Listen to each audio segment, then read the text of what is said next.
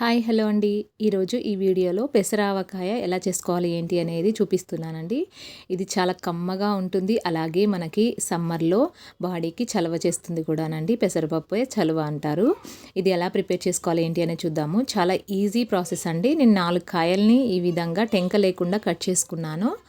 నేను ఫస్ట్ గ్లాస్తో కొలిచాను. 4 గ్లాసులు అయ్యాయి. దాంట్లో పెసరపప్పు ఉండడం వల్ల నేను ఈ గిన్నెతో కొలిచి చూపిస్తున్నాను. ఈ గిన్నెతోటి అంటే సరాసరిగా 2 గిన్నెలు అయ్యాయి. కొంచెం పైకి వేస్తే ఇట్లా ఒక గిన్నె ఇంకొక గిన్నెకి కొంచెం తక్కువగా అయ్యాయండి. నేను ఇక్కడ చూపించే గ్లాస్తో అయితే 4 గ్లాసులు అయ్యింది. మీరు ఏదైనా కొలత 4 గ్లాసులు అయ్యేలాగా చూసుకోండి. ఈ గ్లాస్తో 4 గ్లాసులు అయ్యింది. నేను అదే గ్లాస్ తోటి పెసరపప్పుని కాస్తంత తక్కువగా తీసుకొని మంచిగా ఎండలో ఎండబెట్టి మిక్సీ పట్టుకున్నాను మెత్తగా.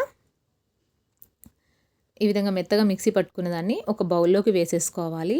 దీంట్లోనే రాళ్ళుప్పుని కూడా ఎండలో పెట్టేసి మిక్సీ పట్టుకున్నాను. అదొచ్చేసి ఇవి కేజీ కాయలని చెప్పాను కదా, సో దాన్ని నేను సగం గ్లాస్ కన్నా కాస్త తక్కువగానే తీసుకున్నాను. అలాగే కారం వచ్చేసి ఒక 75 గ్రామ్స్ అలా తీసుకున్నానండి. ఇది పచ్చళ్ళ కారమే, అందుకే అంత రెడ్గా కనిపిస్తుంటుంది. ఇక పచ్చళ్ళ కారాన్ని చాలా తక్కువగానే తీసుకోవాలి. మనం మామూలుగా వాడుకునే కారం అయితే కాస్త ఎక్కువగా తీసుకోవాలి. ఉప్పు కూడా అంతేనండి. మనం తీసుకునే సన్నుప్పు కూడా కేజీకి పావు కేజీ తీసుకోవాలి. ఇలా రాళ్ళుప్పు అయితే 200 గ్రామ్స్ సరిపోతుంది. ఎందుకంటే దీంట్లో సాల్టీనెస్ చాలా తక్కువగా ఉంటుంది కాబట్టి ఇది ఎక్కువగా తీసుకుంటాము. ఇలా సాల్టీనెస్ ఎక్కువ ఉన్నదాన్ని ఎక్కువగా, తక్కువగా ఉన్నదాన్ని తక్కువ. రాళ్ళుప్పు అయితే మనకి ఎండలో పెట్టేసి మిక్సీ పట్టి ఇలా పచ్చళ్ళు పెట్టే టైంలో మిక్సీ పట్టి ఒక్కసారిగా 1 కేజీ 2 కేజీలంతా పట్టి పెట్టుకున్నా పర్వాలేదండి. ఈ విధంగా అంతా ఒక బౌల్లోకి వేసేసుకొని దాంట్లో కొంచెం పసుపు కూడా వేసేసి మొత్తం మిక్స్ చేసుకోవాలి. ఈ విధంగా మిక్స్ చేసుకోవడం వల్ల మనకి ముక్కలకి ఈ మనం కలుపుకున్న పొడికి ఏమన్నా ఎక్కువ తక్కువగా అనిపించినా యాడ్ చేసుకోవచ్చు అన్నమాట. డైరెక్ట్ ముక్కల్లోనే కలిపితే మనకి ఎక్కువైనా తక్కువైనా ప్రాబ్లం అవుతుంది కాబట్టి ఈ విధంగా సపరేట్గా కలుపుకొని ఈ ముక్కలన్నీ కూడా యాడ్ చేసి ముక్కలకంతా పట్టేలాగా మొత్తం కలుపుకోవాలి. ఈ కొలతలతో ఎన్ని కేజీలైనా పెట్టుకోవచ్చు కానీ అంటే వేరే పచ్చళ్ళు. బట్ ఈ పెసరావకాయని ఎక్కువగా పెట్టుకోకూడదండి. ఇది ఎందుకంటే ఎక్కువ రోజులు నిలువ ఉండదు. పెసరపప్పు వేస్తున్నాం కాబట్టి పాడైపోతుంది.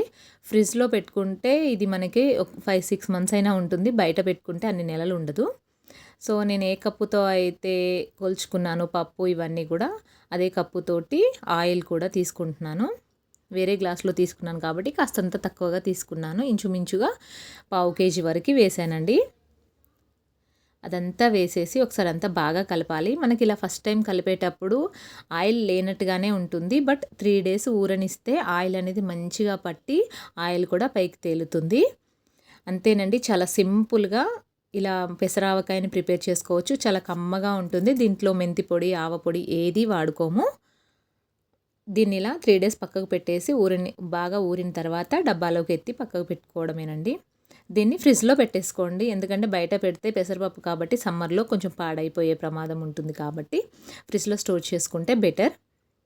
అంతే, చాలా సింపుల్గా ప్రిపేర్ చేసుకోవచ్చండి. నేను ఆల్రెడీ 2 రకాల ఆవకాయలు పోస్ట్ చేశాను. అవి కూడా ఒకసారి చూడండి. చూసి నా ఛానల్ని లైక్ చేయండి, షేర్ చేయండి, సబ్స్క్రైబ్ చేయండి. Thank you for watching. ఇంతకుముందు వీడియోలో నువ్వుల ఆవకాయ అలాగే తురుము పచ్చడి 2 పెట్టాను. ఇది వచ్చేసి పెసర ఆవకాయ అండి. 3 రకాల ఆవకాయలు ఇప్పటివరకు చూపించాను. కంపల్సరీగా ఇవన్నీ చూసి నా ఛానల్ని లైక్ చేసి షేర్ చేసి సబ్స్క్రైబ్ చేయండి. Thank you for watching.